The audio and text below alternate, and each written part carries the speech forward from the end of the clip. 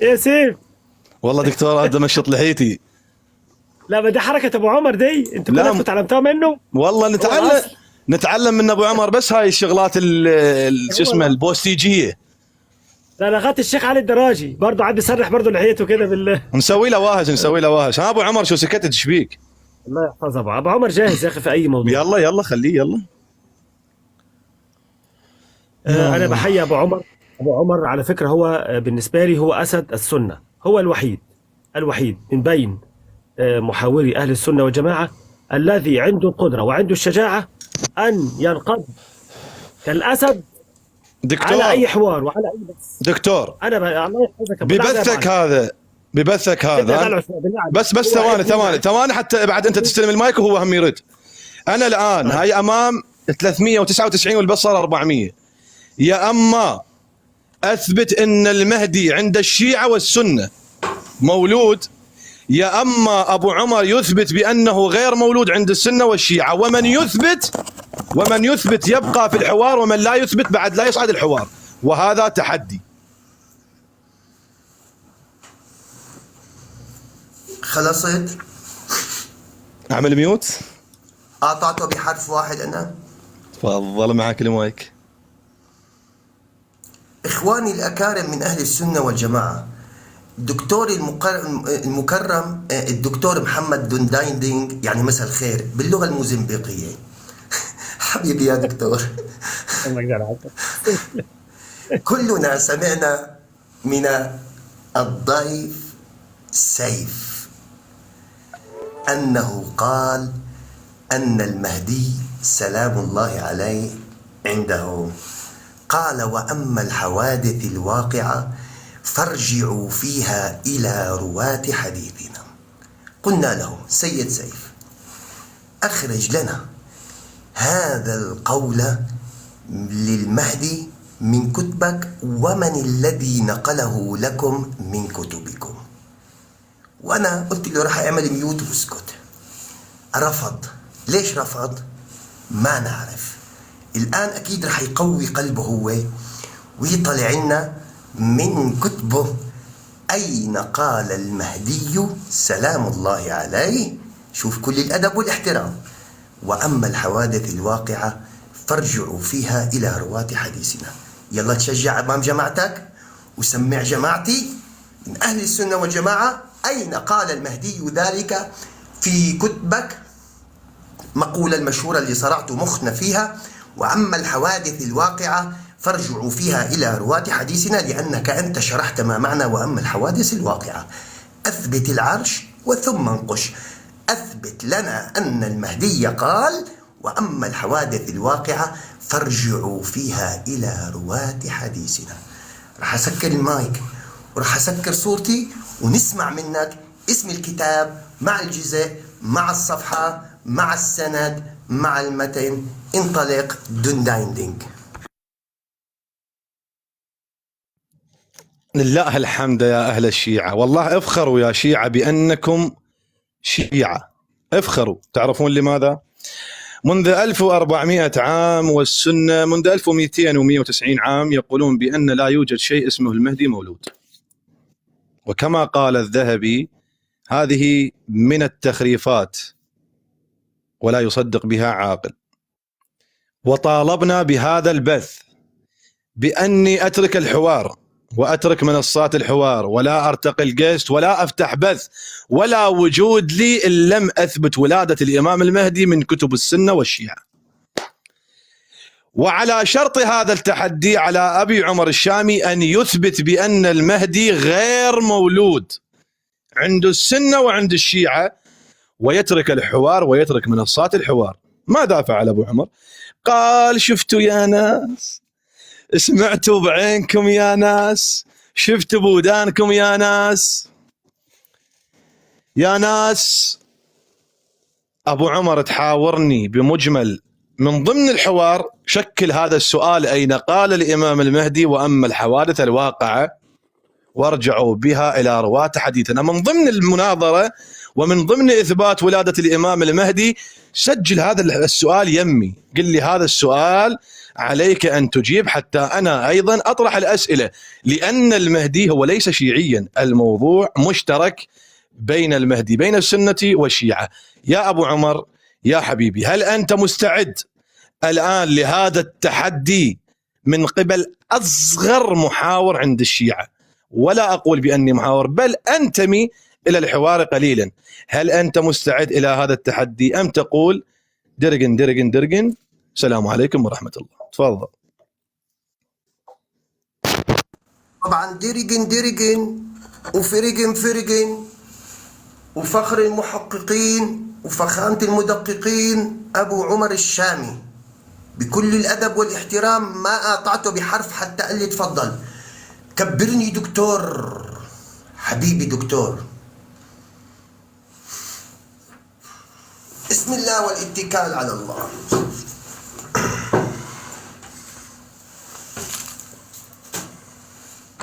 نبدأ بعون الله تعالى. معكم فخر المحققين وفخامة المدققين أبو عمر الشامي. الرواية التي تقول وأما الحوادث الواقعة جاءت في كتاب الغيبة الشيخ الطوسي جزء 1 الصفحة 313 حديث رقم 247.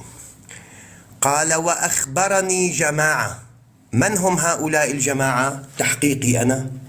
وأخبرني جماعة مجهولين الحال والعين. الحال ما معروف توثيقهم، العين ما معروفين من هم. نكمل. عن جعفر بن محمد بن قولوي ثقة، وأبي غالب الرازي الزراري ثقة، وغيرهما ما يهمنا فقط لأنه عن قولوي والرازي، ولو كانوا وغيرهما ضعاف ثبت من هؤلاء أنهم ثقة. عن محمد بن يعقوب الكليني ثقة صاحب كتاب الكافي، هنا الطامة. عن إسحاق بن يعقوب إلى آخر الحديث. وأما الحوادث الواقعة فارجعوا فيها إلى رواة حديثنا فإنهم حجتي عليكم وأنا حجة الله عليكم. هذا إسحاق بن يعقوب لا ترجم له بكتب الشيعة، ولا يوجد محقق أو عالم شيعي وثقه، فيكون الرجل مجهول. عداك عن هؤلاء المجهولين الجماعة فسقط الحديث. وردت هذه الرواية بسند آخر مشان الأمانة العلمية، موجودة في كتاب وسائل الشيعة الشيخ حر العاملي مجلد 27 الصفحة 140. قال وفي نقلها قال وفي كتاب إكمال الدين وإتمام النعمة للصدوق من بابويه عن محمد بن عصام الكليني، يعني عن محمد بن يعقوب عن إسحاق بن يعقوب. رجعنا لإسحاق بن يعقوب. قال سألت محمد بن عثمان العمري ثقة عندهم إلى أن قال. نعم، إكمال الدين 484 رواها الصدوق عن محمد بن عصام الكليني. لو ذهبت إلى المفيد من معجم رجال الحديث ستجد أن محمد بن عصام الكليني من مشايخ الصدوق مجهول، وهنا الصدوق روى عنه. عداك عن وجود إسحاق بن يعقوب ليس بثقة. إذن الرواية الأولى والرواية الثانية السند واحد، اختلف هنا بمحمد بن عصام الكليني، وهذا من مشايخ الصدوق مجهول. مجهول. إذن التوقيع المنسوب للمهدي المنتظر عند الشيعة عن مجهول. نقطة انتهى. الآن بينا مشان تاني مرة ما تقولوا أن المعصوم عندكم قال وأما الحوادث الواقعة. نرجع إلى أنه قال علماؤنا لا يقولون إلا بقال الله وقال رسول الله. الآن عندي هنا الطباطبائي،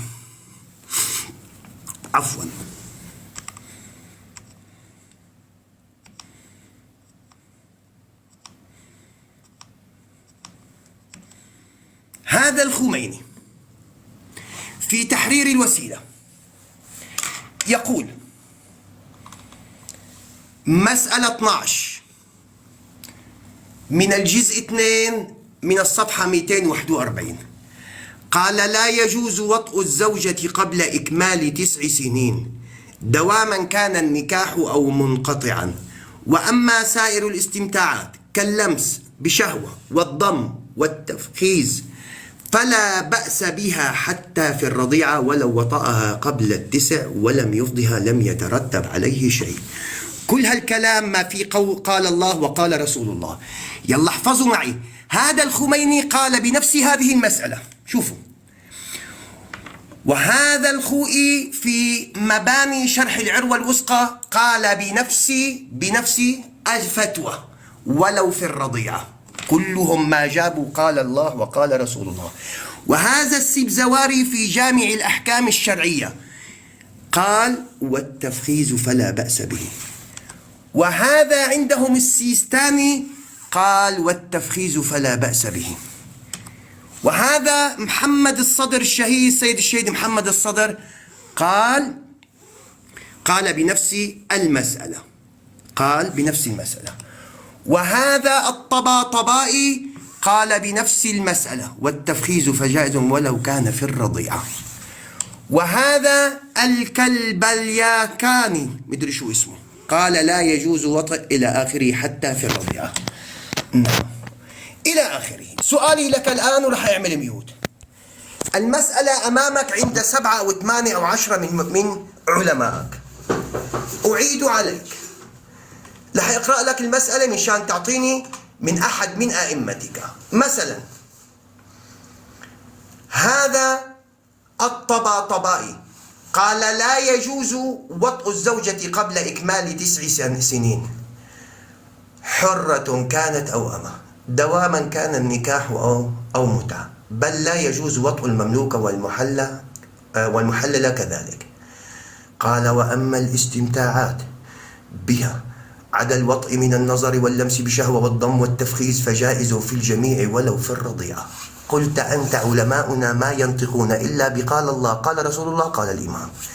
هذه المسألة طرحت أمامك، أعطني من هؤلاء الذين ذكرتهم لك أن عالما ومرجعا من مراجعك وعلمائك بعد أن جلب هذه المسألة قال والدليل على ذلك قال الله قال رسول الله قال الإمام. يا من ادعيت أن أئمتك يفتون بالدليل والبرهان، أين دليلهم على هذه المسألة في تفخيذ الرضيعة؟ معك المايك في تفخيذ الرضيعة، معك المايك، أريد دليلهم على ذلك. يلا تفضل. يا الله، اللهم صل على محمد وآل محمد الطيبين الطاهرين وعجل فرجهم والعن أعداءهم يا كريم. أبو عمر الشامي أخذ 10 دقائق و30 ثانية 29 ثانية هم تدري الأمانة. وحدة أفسخ لك هاي المسألة وحدة.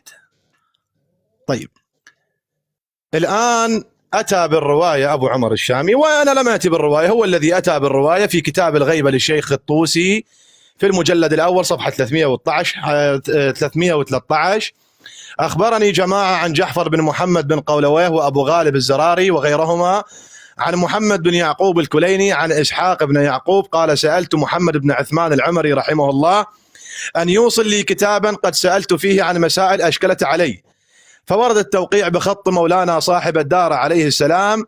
أما ما سألت عنه أرشد الله وثبتك من أمر المنكرين لي من أهل بيتنا وبني عمنا، فأعلم إنه ليس بين الله عز وجل وبين يديه أحد قرابه، ومن أنكرني فليس مني، وسبيله سبيل ابن نوح عليه السلام.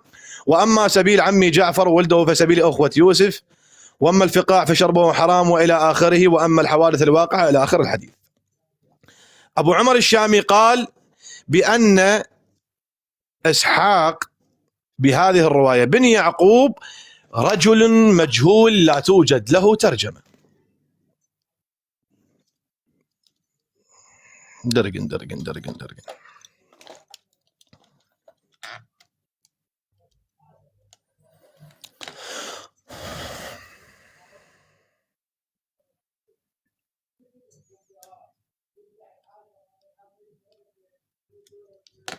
خل امسح لك الشاشة.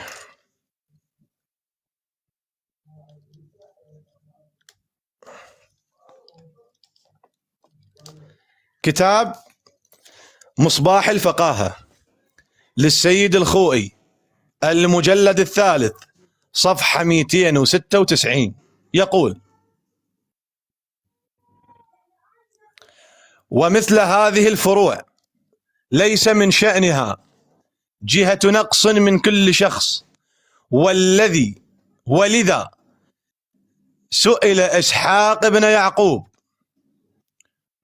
وإنه كان من أجلاء العلماء، وإنه كان من يا أبو عمر الشامي؟ يقول أبو القاسم الخوئي رحمة الله عليه، يقول بأنه كان من أجلاء العلماء. هذه واحدة.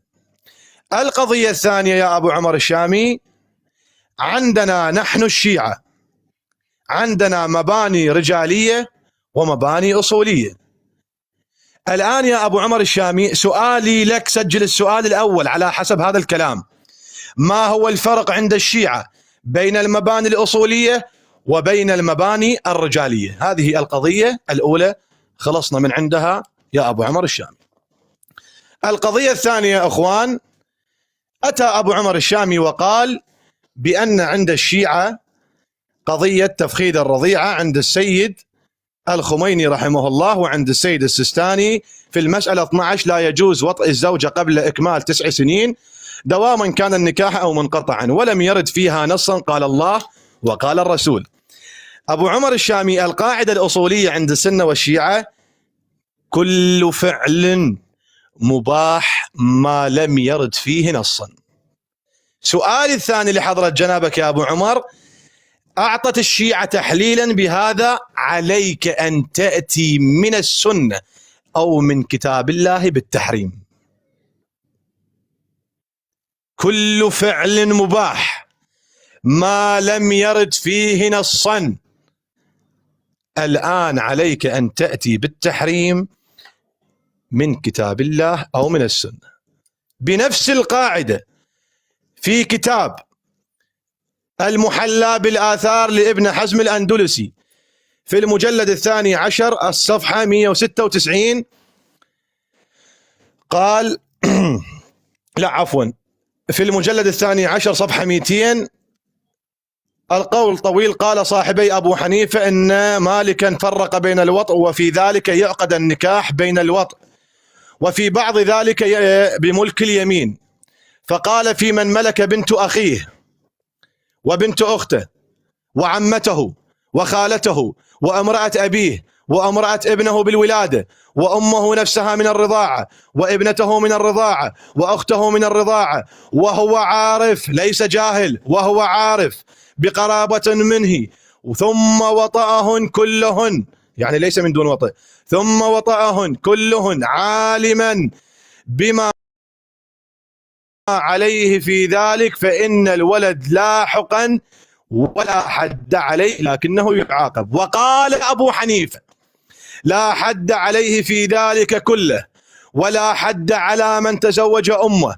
التي ولدته وابنته وأخته وجدته وعمته وخالته وابنة أخيه وابنة أخته عالما بقرابتهن منه وعالما بتحريمهن عليه ووطأهن كلهن، فالولد لاحقا والمهر واجب لهن عليه، وليس عليه إلا التعزير دون 40 فقط، وهو قول سفيان الثوري. أين التحليل حتى يقول لا حد عليه؟ لأنك أنا قلت بأن كل فعل مباح لم يرد فيه نصا، كل فعل مباح ما لم يرد فيه نص. أين الآن التحليل على إباحة أبو حنيفة ولا حد عليه من الذي تزوج أمه وأخته وإلى آخره؟ هذه القاعدة الثانية يا أبو عمر الشامي. القاعدة الثالثة، نحن نتكلم في الإمام المهدي يا أبو عمر الشامي. أبو عمر الشامي من أكبر العلماء عندك هو الجزري في كتابه مناقب أسد الله الغالب علي بن أبي طالب إلى آخره، وتعرف الحديث أنت جيدا الذي بسبب هذا الحديث جعلك الحاج أسد أن تضعف جعفر الصادق. ضعفت في هذا الحديث جعفر الصادق. يقول محمد حدثنا أبو حامد أحمد بن محمد بن هاشم البلاذري حافظ زمانه، حدثنا محمد ابن الحسن بن علي إمام عصره، حدثنا أبي الحسن بن علي إلى آخر الحديث. كيف يروي البلاذري عن رجل لم يولد؟ هذا السؤال الثالث لك يا أبو عمر الشامي. الآن يا أبو عمر الشامي عندنا قاعدة ثالثة بقضية الإمام المهدي سلام الله عليه. كل الأنساب كتاب، أيضا كتاب بغية المسترشدين في تلخيص فتاوى بعض الأئمة من العلماء المتأخرين للحبيب عبد الرحمن بن محمد المشهور الحسيني الحضرمي، يقول نقل السيوطي في فائدة في وجود الإمام المهدي وفي عمره، نقل السيوطي عن شيخه العراقي، تعرف أنت العراقي لو ما تعرفه، إن المهدي ولد سنة 255، وقال وافقه الشيخ علي الخواص، تعرف الشيخ علي الخواص لو ما تعرفه، فيكون عمره في وقتنا 958 سنة 703 انتهى. وذكر أحمد الرملي إن المهدي موجود، وكذا الشعراني، انتهى من خط العلامة علوي بن أحمد الحداد. سألتك 4 أسئلة. التحريم على تحليل السيد الخميني، قلنا القاعدة الأصولية كل فعل مباح ما لم يرد فيه نص.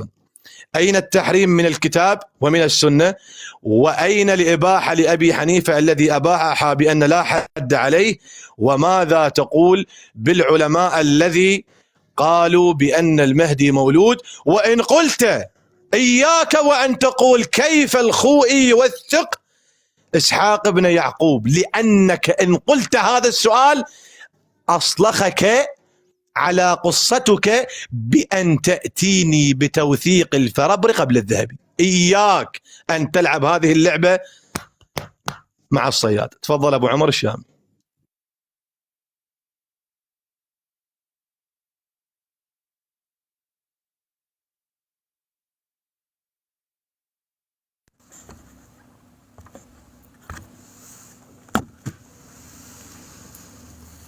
طبعا حاول هو أن يوثق الرواية،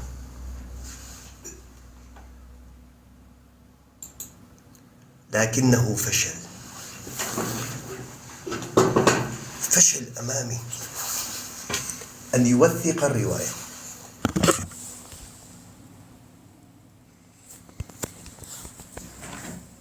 هرب من كلمة وأخبرني جماعة. من هم؟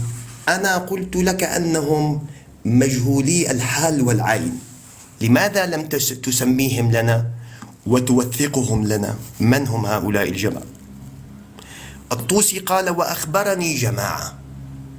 أريد هذه الجماعة أنهم اتصلوا عن جعفر، أنهم متصلين. أخرج لي أسماءهم حتى نعرف في كتبك هل هم موثقين أم كذابين. ذهب إلى إسحاق بن يعقوب ليوثقه من مصباح الفقاهة. هذا أمامكم مصباح الفقاهة. ماذا قال؟ قال ولذا سأل إسحاق بن يعقوب وإن كان من أجلاء العلماء بواسطة محمد بن عثمان العمري. ماذا قال الخوئي؟ قال من أجلاء العلماء. لكن يا خوئي لماذا لم توثقه؟ لأنه لا يوجد أحد من الناس وثق هذا الرجل، لذلك قال بأنه من أجلاء العلماء. رحنا لعند الخوئي قلنا له في معجمك هل ذكرت إسحاق بن يعقوب؟ قال نعم، لكنني ما استطعت أن أوثقه. معجم رجال الحديث السيد الخوئي جزء 3 الصفحة 236 ترجمة 1201. إسحاق بن يعقوب روى عن محمد بن عثمان العمري رضي الله عنه، وروى عنه محمد بن، نقلب الصفحة صفحة 236 بنقلب على 37 مشان ما تقولوا دلس. روى عن يعقوب، روى عنه يعقوب الكليني كمال الدين باب 49 في ذكر التوقيعات الواردة عن القائم عجل الله فرجه، الحديث رقم 4. نقطة انتهى. بدأت ترجمة إسحاق بياع اللؤلؤ. إسحاق بياع اللؤلؤ. لماذا لم يوثقه الخوئي؟ لماذا لم يوثقه الخوئي؟ قلت أنه قال من أجلاء العلماء، أين توثيقه؟ وهو عندكم الحديث الصحيح ما رواه العدل الضابط الإمامي، الضابط الإمامي العدل الثقة. كان من الواجب عليك أن تقول له شوف هاي إسحاق بن يعقوب موثق عندنا. الآن أستطيع أن أخرج معمما من معمميه. قال ولذا قال الخوئي بجهالته لأنه ما وثقه في معجمه. أستطيع أن أخرج، لكن مشان الوقت صورة المعمم موقعه في تصحيح التوقيع. قال لذلك أخبر عنه بجهالته الخوئي في معجمه، فهو مجهول. ما استطاع الخوئي عندما ترجم له في معجم رجال الحديث أن يوثقه، ففشل سيف في أن يأتي بتوثيقه فضعف الحديث. 2. ما استطاع أن يخرج لنا من هم الجماعة الذين أخبروا الطوسي عندما قال وأخبرني جماعة. من هم؟ مين؟ بدنا نعرف مين هن. ما استطاع. وعندما قلنا له أنت بعظمة لسانك قلت علماؤنا ومراجعنا لا يفتون ولا يتكلمون إلا بقال الله قال رسول الله قال من؟ قال الإمام. فجلبنا له مسألة.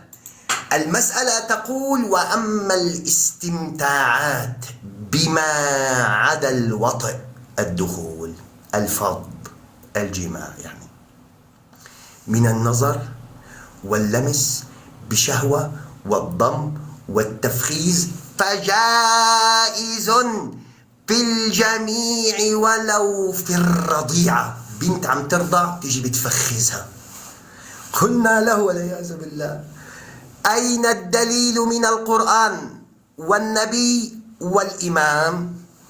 ذهب بحث بحث بحث بحث بحث، وجد أن كل مراجعه وعلماءه قالوا بهذه المسألة وما عندهم دليل. شو ساوى؟ قال لك أعطني دليلا على التحريم.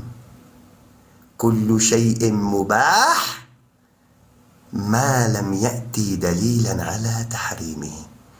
مو أنت اللي قلت كل دليل كل عالم من ومرجع من علمائنا لا يأتون من بنات أفكارهم إما إلا بالدليل والبرهان من قال الله وقال رسول الله.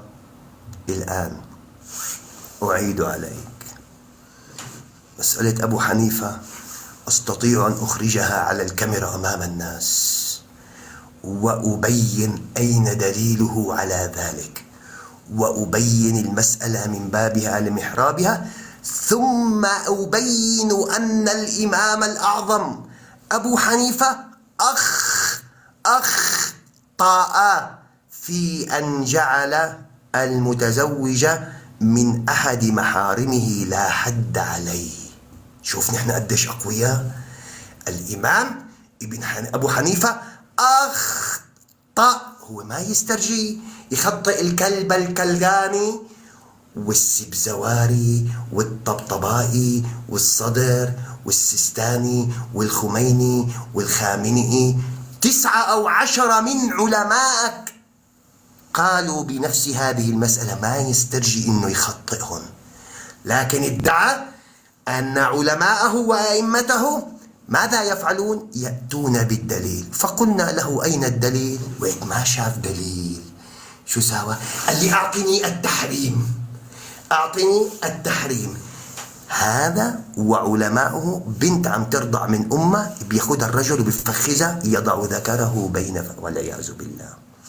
بيقول لك أعطني التحريم على ذلك، بدل أن يقول ما هذه الفتاوى من علمائنا نخطئها ولا دليل عليهم، وأنا أرجع بقولي أن علماءنا يفتون بقال الله وقال رسول الله. ما وجد حيلة لعلمائه إلا أن يقول أعطني التحريم على ذلك. الآن هم قالوا يجوز فجائز، أين دليلهم على جواز ذلك؟ من علمائك قال بتفخيذ الرضيعة؟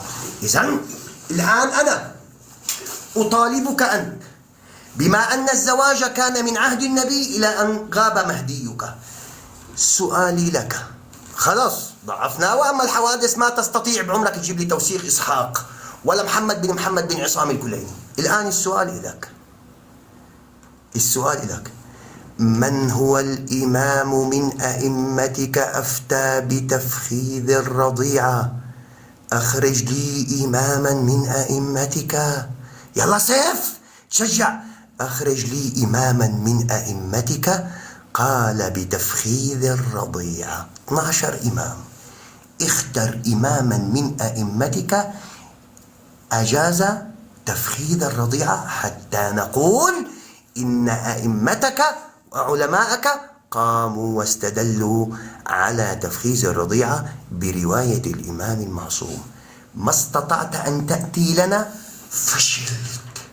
فشلت في توثيق إسحاق بن يعقوب، فشلت في إخبار من هم الجماعة، فشلت في أن تبين ما هو الدليل الذي استند عليه مراجعك وعلماؤك في تفخيذ الرضيعة.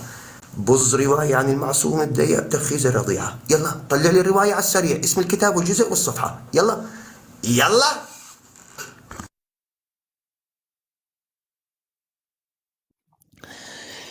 يا علي اللهم صل على محمد وآل محمد الطيبين الطاهرين. أتعلمون أن أبو عمر الشامي لماذا لم يرد على رواية أبي حنيفة أو فتوى أبو حنيفة أصلا؟ أنا أقول لكم لماذا لم يرد عليها، وقال عندي وأستطيع أن أرد عليها وأتيك بالدليل من كتاب الله والسنة. لأن الوثيقة لم تصل بعد يا أبو عمر. حينما تصل الوثيقة إليك عن طريق التليجرام رد على هذا السؤال. أنا راح أمهلك هذه الفرصة بأن ترد على هذه المسألة، ولن ترد على هذه المسألة، ولو اجتمع الجن والإنس على ذلك لما فعلت. القضية الثانية يا أبو عمر الشامي يا عزيزي، يقول أبو عمر الشامي، طبعا أنا مسجل لكن الكهرباء طافية. أبو عمر الشامي، هل تجيب من وقتي أو لا تجيب؟ افتح المايك أبو عمر، إذا أسألك مسألة هل تجيب من وقتي أو لا تجيب؟ أبو عمر إذا حطلع لي الرواية من أحد إذا سألتك مسألة هل تجيب من وقتي أو لا تجيب؟ أنا الآن عندي سؤال، يلا تفضل. هل تجيب؟ أنتظرك حتى تجيب لي الرواية. حط ميوت يعني لا يجيب. حط ميوت حط ميوت خلاص ما يجيب من وقت. حط ميوت خلاص قلت خلاص يا عمي خلاص الله يحفظك خلاص حط ميوت. طيب اللهم صل على محمد وآل محمد طيبين الطاهرين. اخوان قلنا واجبنا على هذه المسألة ببساطة جدا بأن الأصل في الشيء هو الإباحة. الأصل في الشيء هو الإباحة، ما لم يرد نصا في تحريمه فهو مباح. هذه القاعدة يعرفها أبو عمر أو لا يعرفها أنا ما أعرف صراحة، لأنه لو علم بهذه القاعدة لما سأل هذا السؤال أصلا. 2، قال أريد رواية من المعصوم، لأنك أنت قلت علماءنا لا يقولون إلا ما قال الله وقال الرسول وأهل البيت. نعم، إذا ورد النص عن أهل البيت والقرآن فيقولونه العلماء، وإذا لم يرد فإذن هو من المباحات. هذا ما لم يرد فيه نصا. أبو عمر الشامي تشكل أنت على قاعدة اسمها تفخيذ الرضيعة عند الشيعة، وسألتك بنفس المسألة عن قضية أبو حنيفة كيف أجاز هذا الفعل على الرجل وبأن الولد لاحقا به وعليه وجوب المهر وإلى آخره، نفس القاعدة اللي عندك. أبو عمر الشامي في كتاب المغني لأحمد بن محمد بن قدامة المقدسي الدمشقي الحنبلي في المجلد 11 في الصفحة 276 يقول: فأما الصغيرة التي لا يوطأ مثلها فظاهر كلام الخرقي تحريم. قبلتها ومباشرتها لشهوة قبل استبراءها، وهو ظاهر كلام أحمد في أكثر الروايات عنه. هذا واحد. قال تستبرئ وإن كانت في المهد، تستبرئ وإن كانت في المهد، هل الذي في المهد هي رضيعة أو ليست برضيعة؟ وروى عنه أنه قالت إن كانت صغيرة بأي شيء تستبرأ إذا كانت رضيعة، فظاهره أن هذا لا يجب استبراءها وتحرم مباشرتها، وهذا اختيار ابن أبي موسى وقول مالك وهو الصحيح، لأن سبب الإباحة متحقق، لأن سبب الإباحة متحقق وليس على تحريمها دليل. بوم يا أبو عمر، وليس على تحريمها دليل، فإنه لا نص فيه ولا معنى فيه. الآن يا أبو عمر الشامي، وطئ الرضيعة منوطا باستبراءها، هذه الرواية تقول باستبراءها وليس في عمرها، لا يحكم في عمرها. وفي قوله إن كانت الرواية وإن كانت في المهد، يعني الآن تستبرئ الرضيعة التي في المهد. كيف جعلتم الاستبراء للرضيعة التي في المهد؟ وما هو الاستبراء يا أبو عمر الشامي؟ هذا واحد. اثنين، نرجع لصلب الموضوع يا أبو عمر الشامي. قال بأن سيف الإمام لم يستطيع أن يوثق هذا الرجل. طبعا أنا وثقته من السيد الخوئي، لكن هذا الرجل يمكن جهل عن الموضوع. أخوان، قلت له أبو عمر الشامي إياك أن تلعب معي لعبة الأسانيد، أنت تقع في يد الشيعة بلعبة الأسانيد لكنك تفشل. وقلت لك إياك أن تسأل كيف وثقه أبو القاسم الخوئي، لأني سأتيك بتوثيق الفربري. أين؟ هذا كتاب صحيح البخاري، العين في العين والسن في السن والبادي أظلم. اخوان، كتاب صحيح البخاري للإمام محمد بن إسماعيل البخاري، رقم الحديث 100. حدثنا إسماعيل بن أبي أويس، وإسماعيل ابن أبي أويس له ما يقارب 21 رواية في صحيح البخاري. هذا إسماعيل ابن أبي أويس الحديث عنه قال حدثني فلان عن فلان عن فلان عن فلان عن فلان قال سمعت رسول الله إن الله لا يقبض العلم انتزاعا ينتزعه من العباد، إلى آخر الحديث. تعال معي في هذه الحفلة يا أبو عمر الشامي فلنذهب ونتوكل على الله. اخوان، هذا الراوي هو نفسه إسماعيل. خل أكبر لك الشاشة حتى توضح عندك.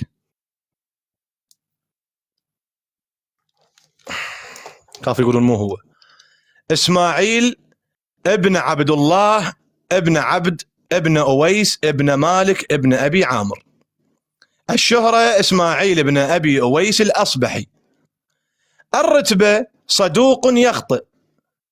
الجرح والتعديل أبو أحمد بن عدي الجرجاني روى عن خاله مالك أحاديث غرائب لا يتابعه أحد عليه، وعن سليمان بن بلال وغيرهما من شيوخه. أبو قاسم اللكائي كلامهم يؤول إلى أنه ماذا؟ ضعيف.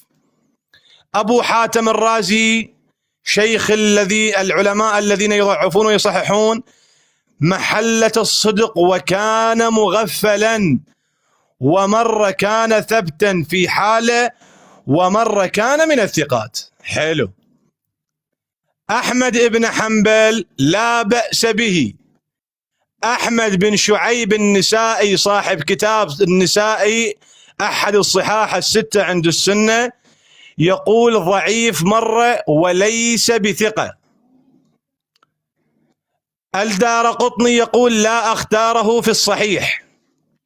الذهبي يقول صدوق مشهور ذو غرائب.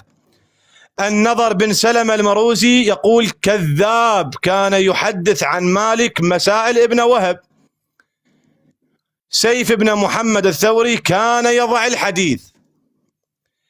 مصنفو تحرير تقريب التهذيب يقول ضعيف يعتبر به، وأحسن أحمد القول فيه لموقفه المحمود في المحنة، وأخرج له البخاري بعد أن عرض عليه أصوله. يحيى بن معين لا بأس به، ومر صدوق ضعيف العقل ليس بذلك، ومر من طريق معاوية بن صالح أبو أويس وابنه ضعيفان، اثنينهم ضعفاء. هذه المسألة انتهينا من عندها. هذا الرجل عنده ما يقارب 21 رواية في صحيح البخاري، وهذا الرجل عندهم ضعيف يا أخوانا الأعزاء. اثنين يا أبو عمر الشامي، نسيت مسألة. قال من هم الجماعة الذي أخبروا كلهم مجاهيل عين مجاهيل حال في كتاب صحيح مسلم؟ خلي طلع أبو عمر طلع لك كتاب أفضل الآن. في كتاب صحيح مسلم إخوان ركزوا، رقم الحديث 2669، وحدثنا عدة من أصحابنا. من هؤلاء الذي في صحيح مسلم عدة من أصحابنا؟ عن سعد ابن أبي مريم أخبرنا أبو غسان وهو محمد بن مطرف. هذا وين؟ في صحيح مسلم. في كتاب صحيح البخاري باب من قال إن الإيمان هو العمل، قوله تعالى إلى آخره، وقال عدة من أهل العلم في قوله تعالى. من هؤلاء العدة من أهله؟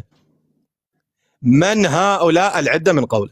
الآن أبو عمر الشامي في صحيح مسلم والبخاري عدة من أصحابنا وعدة من أهله. من هؤلاء؟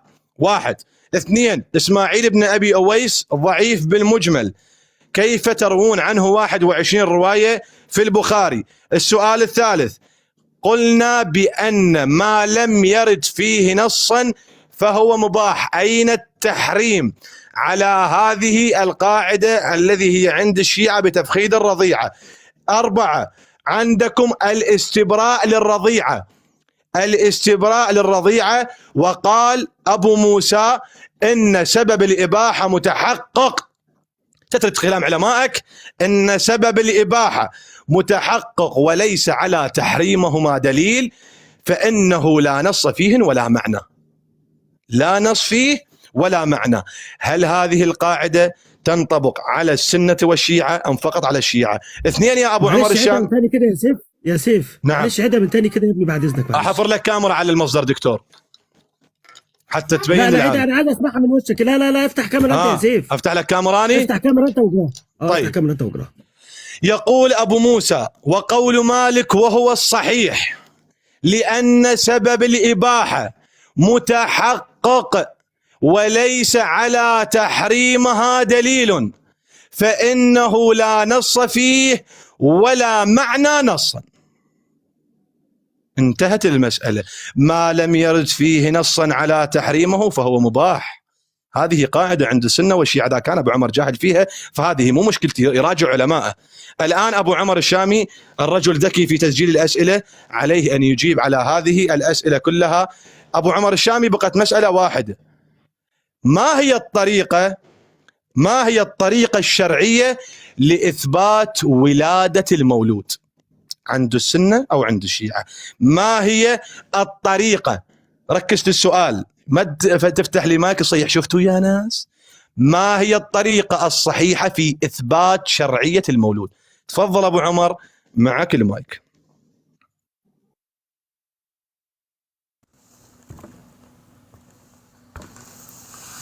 أخذ 23 دقيقة تقريبا أو 22 دقيقة. 12 دقيقة أبو عمر. عم يسا اسكت 12 دقيقة 12 دقيقة لا تكذب. اسكت. يلا تفضل. يا 22 يا 23 إنشان عاد زائد ناقص شوية. عمل بيوت وبلش يرغي ويهبد ويضرب شبهات إسماعيل، ويضرب شبهات عدة من أصحابنا في صحيح مسلم يضرب شبهات لأنه ما يستطيع أن يخبرني من هم الجماعة. هرب إلى أين؟ إلى البخاري ومسلم. لو قلت لك هذه الأحاديث ضعيفة، هل تضعف أنت حديثك؟ لا تستطيع. لو قلت لك سلمت لك جدلا أن إسماعيل بن أويس ضعيف وهذا الحديث في البخاري ضعيف، يلا طلع لي من هم الجماعة. لو قلت لك إن هذا الحديث عدة من أصحابنا في مسلم ضعيف لأنه مجاهيل ما أخبرنا من هم، هل تستطيع أن تخبرني من هم الجماعة أو تضعف مثلي؟ ما تستطيع. لكن أنا سأرد على أويس، رح ألحقك، أرد على أويس وأرد على عدة من أصحابنا. نبدأ بأويس.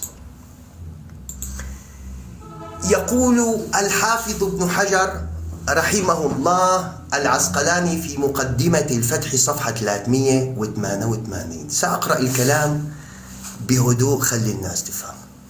قال: احتج به الشيخان، يتكلم عن إسماعيل بن أبي أويس، إلا أنهما لم يكثرا من تخريج حديثه، ولا أخرج له البخاري مما تفرد به سوى حديثين.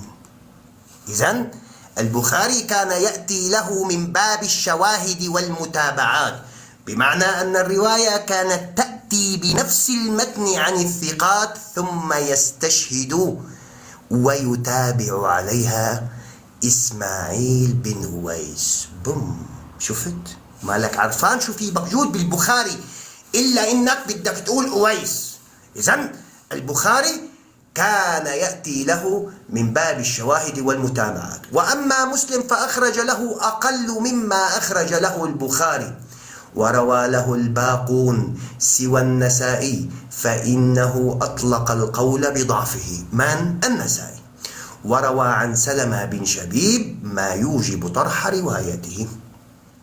وروينا في مناقب البخاري بسند صحيح أن إسماعيل أخرج له أصوله وأذن له أن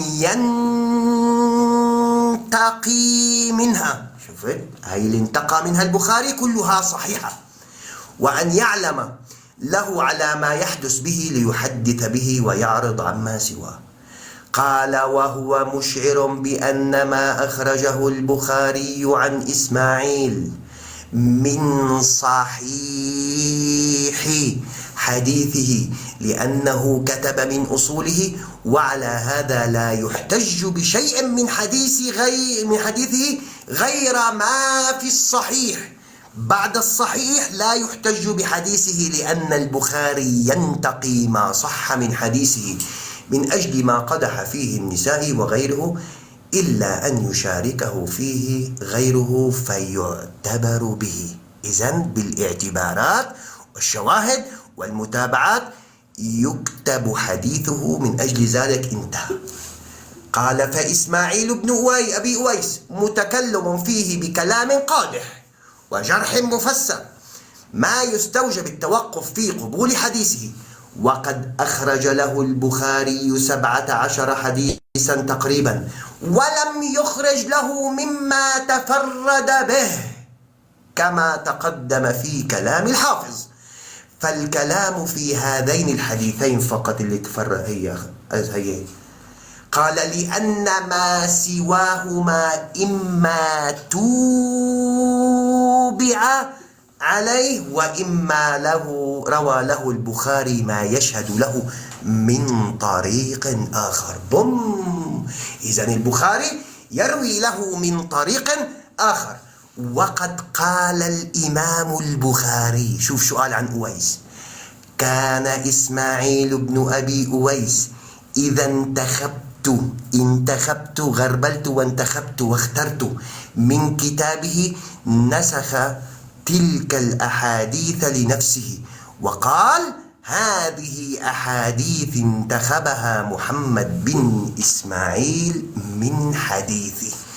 أويس يقول هذه الأحاديث انتخبها نقاها البخاري من أحاديثه لأنه يعلم بأنها صحيحة. وقال الحافظ ابن حجر في الدكك: الذين انفرد بهم البخاري مما تكلم فيهم أكثرهم من شيوخه الذين لقيهم وعرف أحوالهم واطلع على أحاديثهم فميز جيدها من رديها. ولا شك أن المرء أشد معرفة بحديث شيوخه وبصحيح حديثهم من ضعيفه ممن تقدم عن عصرهم. انتهى شبهتك عن أويس. الآن رح أطلع لك شبهة عدة من أصحابنا. قال الإمام النووي في شرحه لمسلم 11/43-44: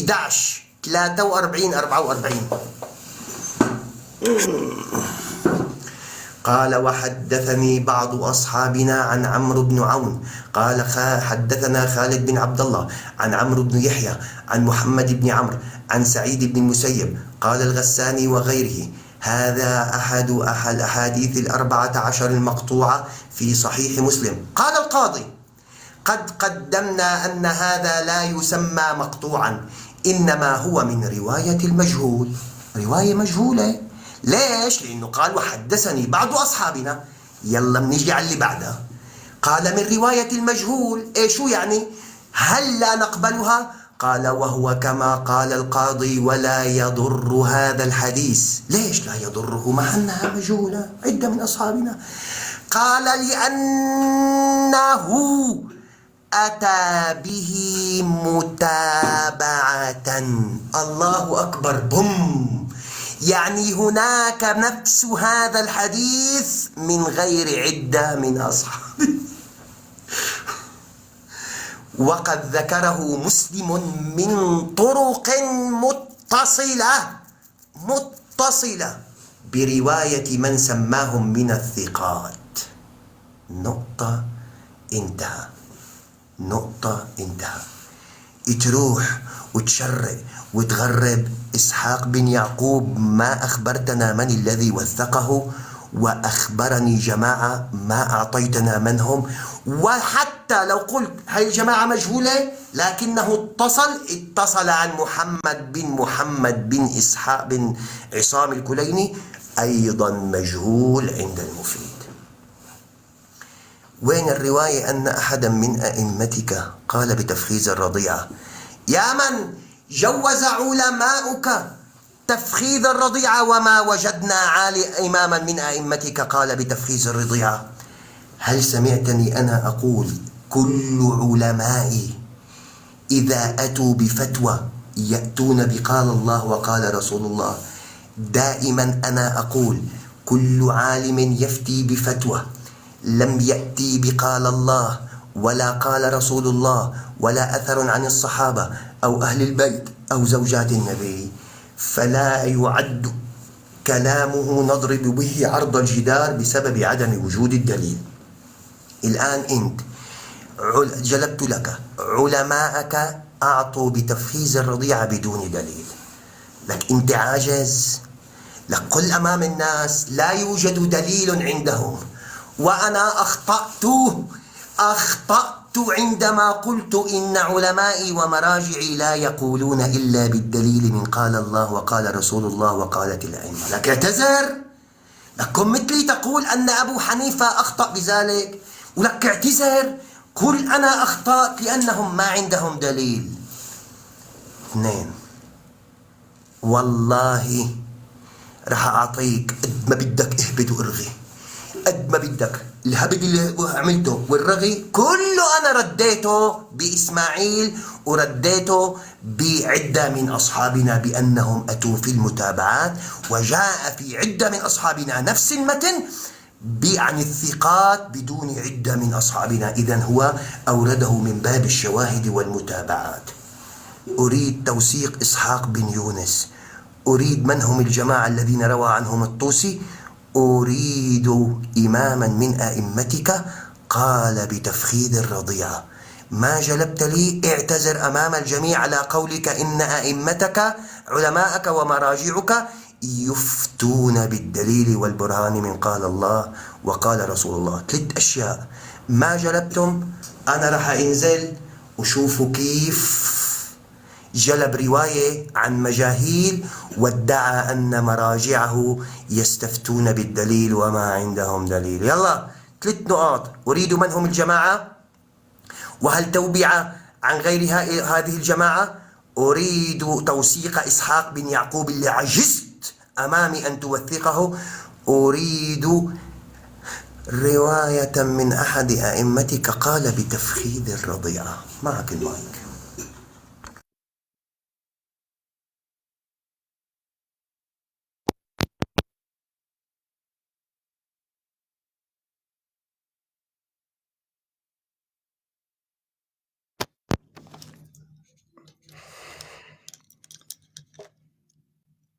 يا الله، اللهم صل على محمد وآل محمد. يمكن أبو عمر ما يشوف، نظره ضعيف، ما أعرف.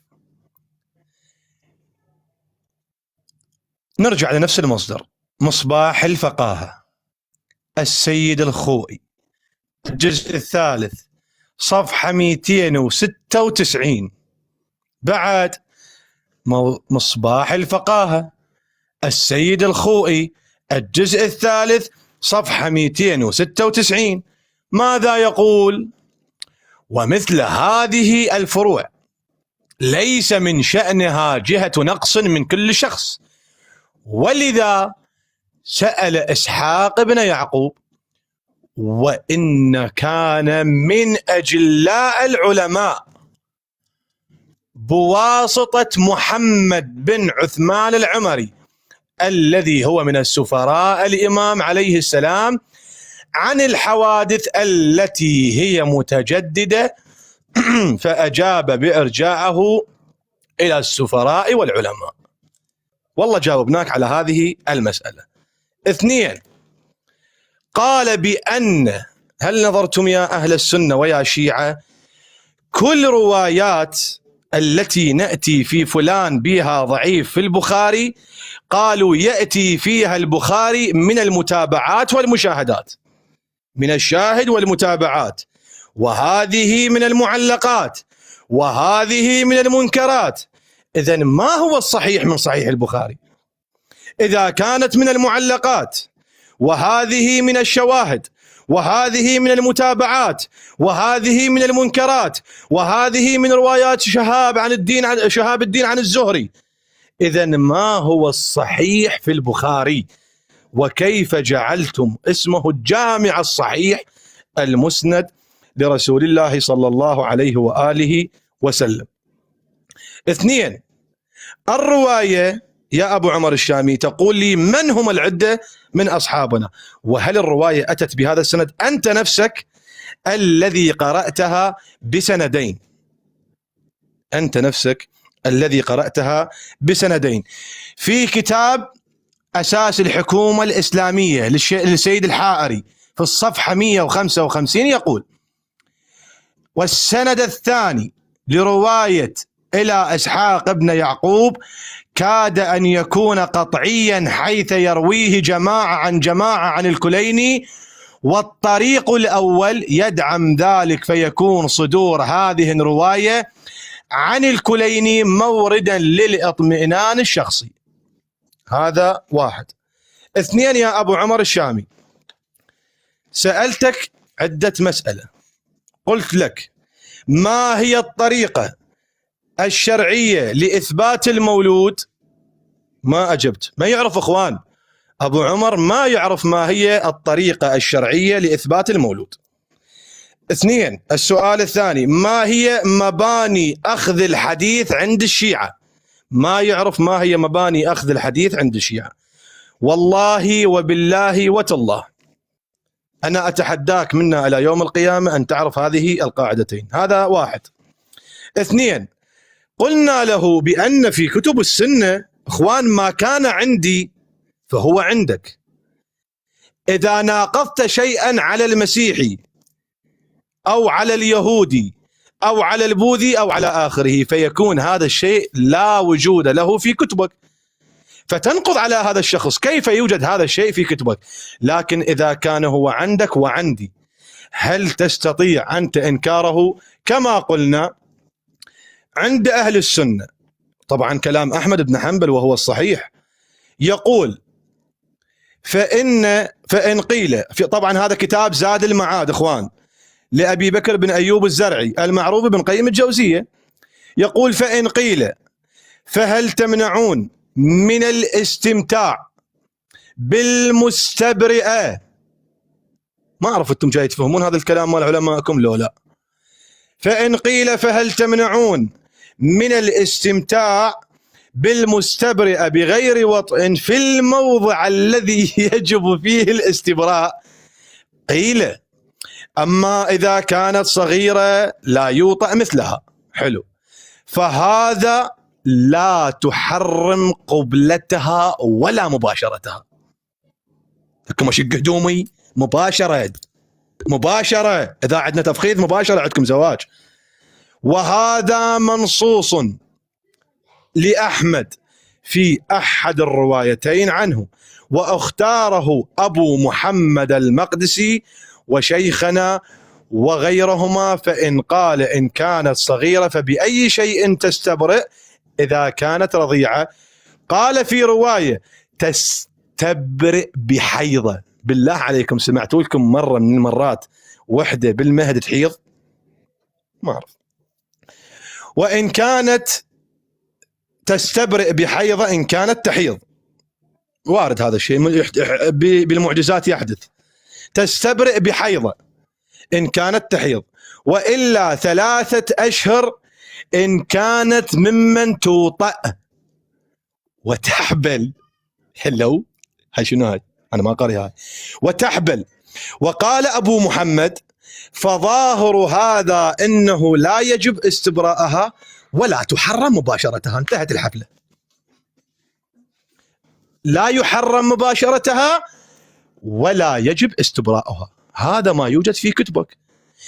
أنقض هذا الكلام واضربه عرض الجدار، وأنا أضرب هذا الكلام وأضربه عرض الجدار، لكني لا أضربه عرض جدار. تعرف لماذا يا أبو عمر؟ لأن القاعدة الأصولية تقول كل فعل مباح ما لم يرد فيه نص في التحريم. أين التحريم من كتاب الله ومن سنة النبي على هذا الفعل الذي قالوه علماءك وقالوه علماء الشيعة؟ أبو عمر، الرواية الوثيقة الذي ترد على كلام أبو حنيفة بتزويج الأم والعمة والجدة والخالة ألم تصل لحد الآن إليك ولم ترد عليها؟ أعتقد لم تصل لحد الآن عليك.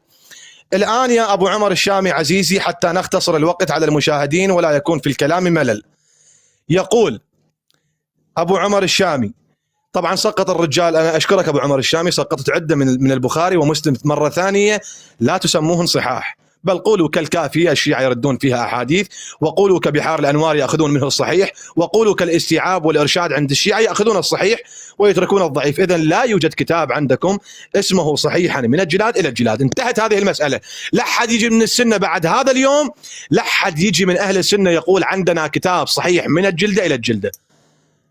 أفقع عينه كما فقع موسى عيني ملك الموت. هذه واحدة. سؤالين يا أبو عمر الشامي، عاد عفوا 3 أسئلة.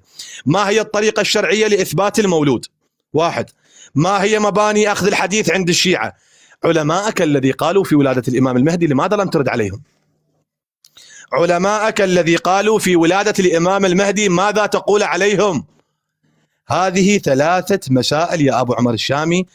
اتفضل يا أبو عمر الشامي، معك المايك.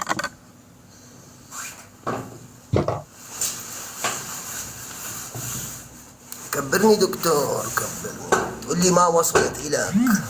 تفضل يا بابا، تفضل. تقول لي ما وصلت إليك، ليش أنا باخذ من حدا؟ سؤال الحائر عندك قال للإطمئنان الشرعي، قال لأنها جاءت من طريق آخر للإطمئنان الشرعي. الطريق الآخر في محمد بن محمد بن عصام الكليني مجهول. كيف اطمأن شرعيا لها وفي الطريق الثاني مجهول؟ ليش؟ لأن ما وردت عندهم عن الثقات راح يموتوا على ما إنني يصححوا. يصححوا. قال والطريق الثاني يطمئن لاطمئنان الشرع. مين قال عنده؟ الحائري. كيف اطمأنيت فيه وهو فيه مجهول؟ والله تستطيع أن تقول لكننا نطمئن شرعيا عليه لأنه ورد عن الثقات في إكمال الدين وإتمام النعمة فاطمأنا على صدوره من المعصوم. لكن عندما يأتي من كتاب إكمال الدين وتمام النعمة أنه جاء عن مجهول يبقى الحديث ساقط. أول ما فتح رجع فتح لمصباح الفقاهة للخوئي من أجلاء العلماء والمعصوم والخوئي عندك يقول إن توثيقات المتأخرين مبنية على الحس والحدث كابن طاووس والنجاشي. لك إذا النجاشي قبل الخوئي بما يقارب 1000 سنة يتقول عن توثيقات النجاشي بأنها مبنية على الحدث والحس، فكيف بقول الخوئي أنه من أجلاء العلماء؟ كيف عرف أنه من أجلاء العلماء؟ ولماذا لم يقل بأنه ثقة؟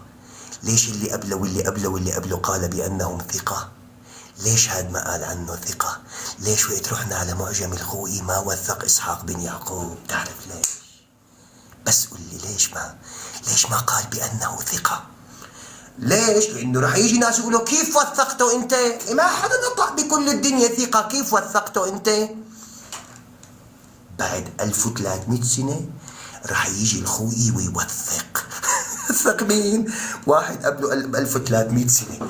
لك لو النجاشي، لك لو مثلا أبو الحسن الحر العاملي من 400 سنة، لك ماشي الحال مبلوعة. لك بعد 700 سنة 800 سنة 500 سنة 400 سنة 200 سنة 3، لك كله مبلوع. نحن عندنا من بعد 100 سنة و200 سنة وثقوا فلان على كذا وكذا.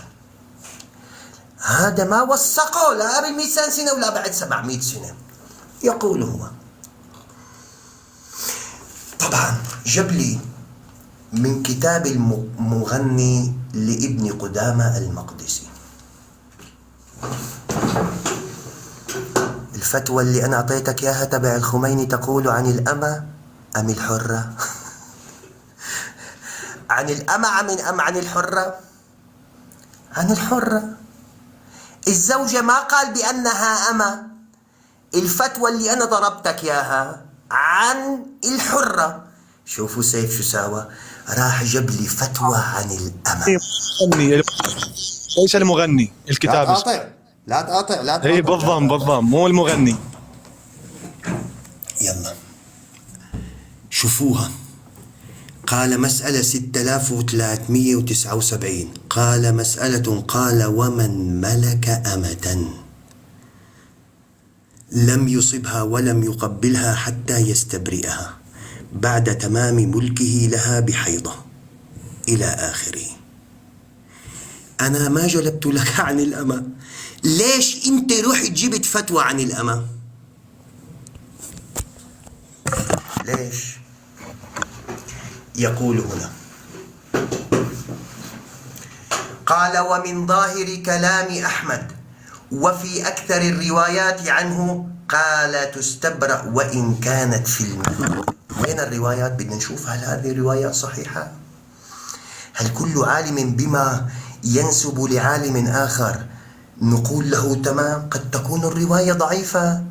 أن أحمد قال تستبرأ وإن كانت في المهد. كيف بدها تستبرأ وهي لا تحيض؟ إذا الرواية بدنا نشوف الرواية عن أحمد هل هي صحيحة؟ شوف كيف ندقق فور علمائنا. قال وروي عنه بصيغة التمريض أنه قال إن كانت صغيرة بأي شيء تستبرأ. وين الرواية؟ ما في رواية. إذا كانت رضيعة. وقال في رواية أخرى تستبرأ بحيضة إذا كانت ممن تحيض. الله أكبر. هاي الرواية اللي بدنا نشوفها. الثانية مو الرواية الأولى. معقولة أحمد بن حنبل يقول تستبرأ ولو كانت في المهد؟ كيف بدها تستبرأ وهي لا تحيض؟ إذن الرواية ضعيفة. قال وإلا ب3 أشهر، 3 أشهر بتضل. إن كانت ممن توطأ وتحبل، بدها تكون ممن توطأ تقوى على الجماع يعني، وتحبل بتحسن تحبل. فظاهر هذا أنه لا يجب استبراؤها ولا تحرم مباشرتها. ظاهر هذا على ماذا؟ على رواية أحمد أنه قال تستبرأ وإن كانت في المهد. بدنا الرواية، بدنا الرواية أن كلام ابن أحمد قاله فعلا، وإلا نقول إن هذا العالم أخطأ في هذه الفتوى لأنه استند على رواية من؟ أحمد ابن حنبل. وهذا اختيار ابن أبي موسى وقول مالك وهو الصحيح، لأن سبب الإباحة متحقق وليس على تحريمها دليل، فإنه لا نص ولا معنى نص، لأن تحريم مباشرة الكبيرة إنما كان لكونه داعية إلى الوطء المحرم أو خشية أن تكون ولد لغيره إلى آخره. الآن الرجل إذا قام وعقد على امرأة، خطبها وعقد عليها، هل لا يجوز له أن يباشرها؟ يجوز إذا تم العقد وعقد عليها. الآن إذا قام رجل ووطأ امرأة، استملك امرأة ملك يمين إما بيده وإما بالمال، لكن لم يستطع أن يستبرئها، هل لا يباشرها؟ نعم يباشرها، يبوسها، ما في إشكال، لكن لا يستطيع أن يطأها أبدا أبدا أبدا إلا أن يستبرئها، لأنه يجوز ذلك، لأنها ملكه وتلك زوجته، يجوز أن يباشرها، وليس كما تقول أنت. الآن بالنسبة لكلام أبو حنيفة رحمه الله، أبو حنيفة نقول نحن إن الإمام أبو حنيفة رضي الله تعالى عنه وأرضاه أخطأ في ذلك. قال الإمام، اللي عم تقول لي أنت عم يجوك والسقاط، قال الإمام أبو حنيفة لا حد على من تزوج بأمه أو خالته أو عمته أو جدته أو أحدا من محارمه وهو عالم بتحريمهن منه عالما بقرابته منهن، لا حد عليه عالما بقرابتهن منه لكنه يعذر دون 40. قال لا حد عليه، نعم هذه هي الفتوى، يعذر دون 40. قلنا للإمام أبو حنيفة لماذا أنت شلت الحد عليه؟ قال لأنه عقد عليهما، قال بعقد عقد عليهما، واستدل بحديث النبي صلى الله عليه وسلم والقاعدة التي تقول درء الحدود بالشبهات، درء الحدود بالشبهات. ما هي هذه الشبهة؟ قال الشبهة أنه عقد عليها مع أنه يعلم بتحريمها بقرابتها منه، ندرأ الحد عنه بسبب ماذا؟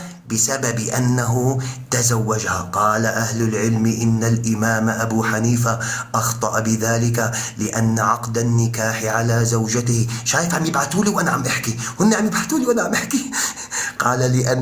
قالوا لأن عقد نكاحه لا تقاطع لا تقاطع لا تقاطع، ما قطعتك أنا، ما قطعتك، لا تقاطع.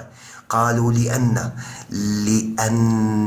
عقد نكاحه بها باطل لا يصح أبدا، فلا يوجد في الشريعة الإسلامية أن يعقد الرجل على أحد من محارمه، لقوله عز وجل حرمت عليكم أمهاتكم وبناتكم وأخواتكم وبنات الأخت وبنات الأخ وعماتكم وخال إلى آخره.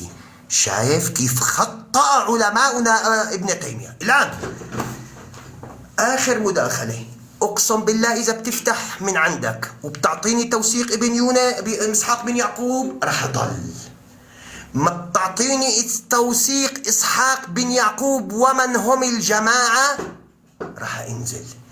إذا ما أعطيتني رواية بتفخيذ الرضيعة أو ما هو الدليل الذي استند عليه علماؤك في تفخيذ الرضيعة من قال الله قال رسول الله قال الإمام، أنا راح أنزل وخلي الشيعة يفرحوا ويقولوا هرب، ويقولوا هرب، يضلوا هيك ينعشوا حالهم، يقولوا هرب إلى قيام الساعة. أريد من هم الجماعة ومن هو وتوثيق إسحاق بن يعقوب، وأريد الدليل. شيخي دكتوري دنداينك، أريد الدليل. شيخي دكتوري يا دكتوري، دكتوري حبيبي يا عمر، بالله عليك بالعقل، وحدة عم ترضى تعمل نيو نيو، عم ترضى بدها هيك الزيزة تبع أمها. بالله عليك، هل هذه الامرأة تفخس أن يضع ذكره بين فخذيها ويفخذها؟ وين هذا يعقل؟ لكن بما أن مراجعه وعلماء قالوا بذلك بدون الدليل، يقول لك أعطني التحريم. قل له تقبلها على أحد من أقاربك؟ يقول لا. تقبلها على أختك أو بنتك؟ يقول لا. أعوذ بالله، رحدي عم ترضع من أم هي روح أنا فخذها؟ ما يصير أبدا. رح أحكي لكم هالقصة واسكت. الموسوي